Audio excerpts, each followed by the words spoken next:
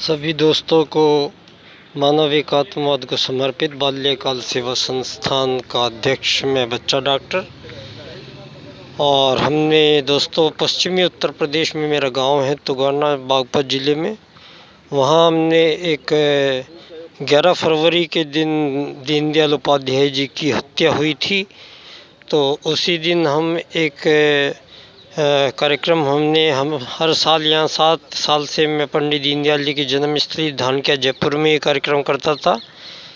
तो इस बार दोस्तों ये कार्यक्रम पश्चिमी उत्तर प्रदेश के तुगाना या रमला गाँव में हम लोग कर रहे हैं। इस कार्यक्रम को उद्देश्य दोस्तों एक ही है मेरा। मैं पिछले 7 साल से एक NGO बना के बाल्यकाल सेवा संस्थान हमने बनाया था और अब हमने नया संगठन बनाया एकात्म मानव वाद विचार क्रांति संघ।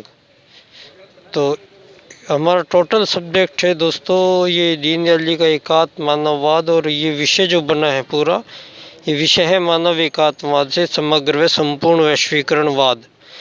ये विश्व राजनीति का भावी एक ऐसा विकल्प है दोस्तों जिसके माध्यम से वास्तव में इस दुनिया से सारे युद्ध, शोषण, हत्याएं, गरीब अमीर, मालिक नौकरगिरी के ये हजारों सालों से चले आ रहे जो मानवीय द्वारा गलतियां हैं दोस्तों।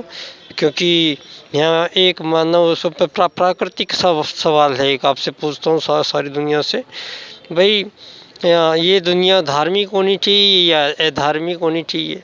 दो में से एक बात होनी चाहिए।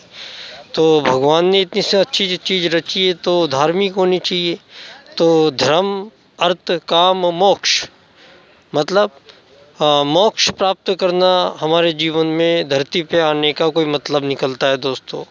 अगर हम मोक्ष प्राप्त करते हैं तो जीवन में यहाँ धरती पे आने का कोई मतलब निकलता है। अगर हमने मोक्ष प्राप्त नहीं किया तो इसका मतलब हमारे ये सारा समय व्यर्थहीन गंवा दिया गया। तो दोस्तों आज 100 साल की ज़िंदगी है तो 50 साल रात को सोने में निकल जाते हैं। 50 साल दिन के जो हमें टोटली मिले थे उन घंटों में हम लोगों से ज़िंदगी को कैसे हम उसको जी रहे हैं, वो घंटे जो हमें मिले हैं उन घंटों में हमें क्या सिस्टम है, कौन सी नीति है, हमें किस तरीके से हमें चलाया जा रहा है। दोस्तों ये हमारे वेदों में पहले ही सब सोच के रखा गया था। मानवों के लिए श्रेष्ठ मानव धरती पे होने चाहिए। तो सतयुगी समाज से हमारे जीवन की शुरुआत हुई थी। ये लोग कहते हैं कि डार्विन चार्ल्सवाद ये मैकाले ये सब चीज़ों की वजह से दोस्तों हमारे यहाँ मनु धरती के पहले राजा थे जिन्होंने मनुवाद दिया था दुनिया को। धर्म अर्थ काम मोक्ष का फॉर्मूला, ब्रह्मचर्य ग्रस्त वानप्रस्थ संन्यास की श्रेष्ठतम व्यवस्थाएं विश्व को दी हमने। उसी देश में आज हमारे देश में ये 4 निर्णय अगर अदालत कहती है, सुप्रीम कोर्ट ये कहता है कि भारत में कोई भी भाई बहन आपस में एक धर्म बदल लो और शादी कर लेंगे। दूसरा कहता है आपका टीनेजर्स बच्चे हैं लिव इन रिलेशनशिप में रह सकते हैं तो ब्रह्मचर्य आश्रम का क्या होगा। तीसरा आप कहते हैं कि आदमी औरत शादी करके रह सकते हैं, ये तो प्रकृति भी के विपरीत है, बिल्कुल विधान के विपरीत है।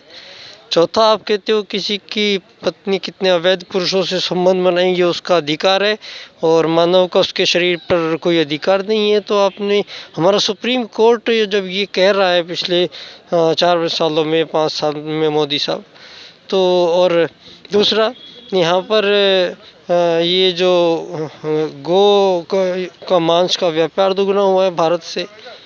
तो दोस्तों अब आज ये दिल्ली के हालात जो बन रहे हैं, सारे किसान अगेंस्ट प्रपोज। मैंने देखा एक बैनर पे लिखा था कि पूंजीवाद को निकालो। बड़ी देर में समझ में आई भगत सिंह क्यों लड़ते रहे थे। भगत सिंह की क्रांति के बाद का भारत ये थोड़ी था।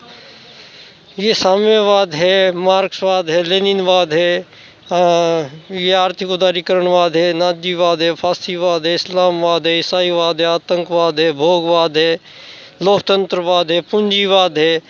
तो ये इतने सारे वाद से मतलब दुनिया को दोस्तों चलाया जा रहा है। तो ऐसे में हमारा सौभाग्य है भारत का, जहाँ से मनुवाद पहला विश्व को हमने दिया था, उसी भारत से एक ऐसा जन्मा, एक ऐसा सितारा हमारे बीच में आया है जिसको हम शत नमन ही करते रहेंगे दोस्तों जीवन भर। पंडित दीनदयाल उपाध्याय जी जिन्होंने दुनिया में इन वाद के बीच के संसार में इतना शानदार एक हमें अवसर प्रदान किया कि हम उस श्रेष्ठ मानव जीवन को पुनः प्राप्त कर सकते हैं दोस्तों। धर्म अर्थ काम मोक्ष की पुनर्स्थापना के रूप में आत्मोत्सर्ग भूतेषु वासुदेव कुटुंबकम का मिलान हो गया दोस्तों।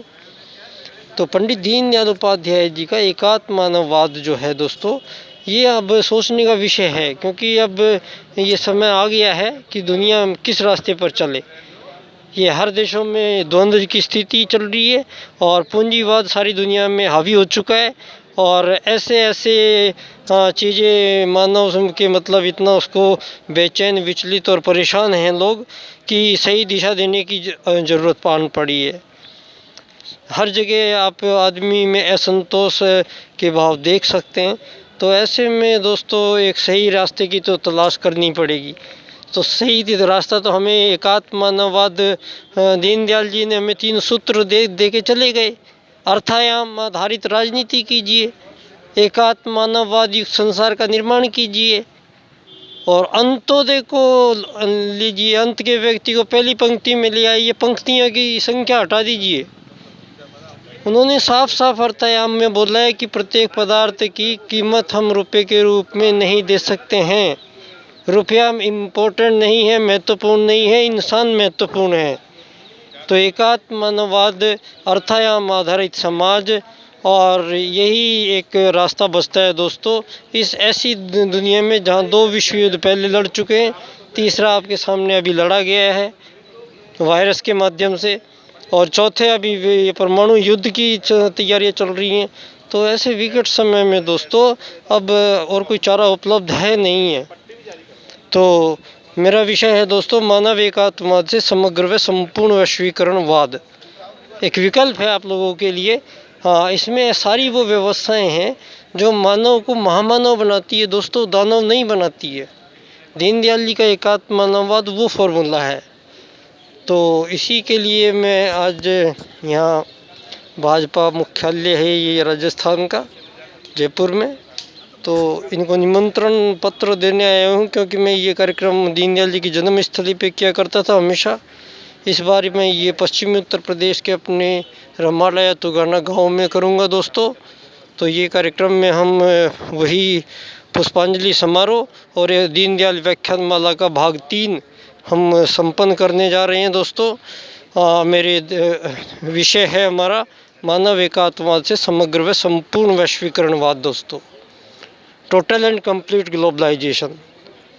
तो आप सब लोगों का स्वागत है, आप लोग पधारें 11 तारीख को दीनदयाल जी के कार्यक्रम में।